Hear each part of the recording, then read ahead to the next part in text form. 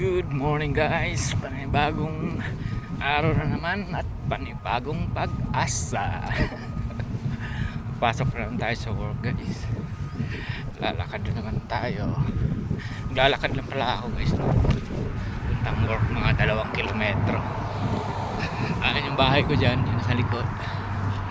Ayan yung nilalakaran ko. Ayan yung palibot natin. Ayan, eskwelahan dyan, pang bata. Medyo malamig, no? Meron naman bus, kaso gusto maglakad. Exercise na rin. Hey, salamat nga pala guys sa lahat ng sumuporta sa aming maliit na negosyo sa Pinas, no? Maraming salamat sa inyong lahat. So ngayon, nandito na kami sa Canada. Yung bagong buhay namin. Lamig guys, lalamig ako. Ayan yung alakaran ko dun.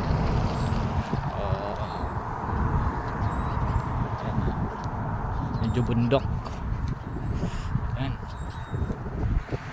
Shoutout sa inyo lahat guys, no? Sa lahat ng masuporta sa tindahan namin.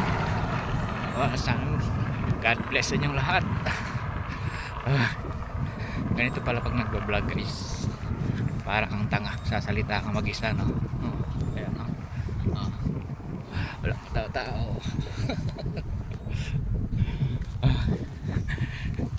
Guys, mamaya lang guys, kasi lamig ng kamay ko, naninigas.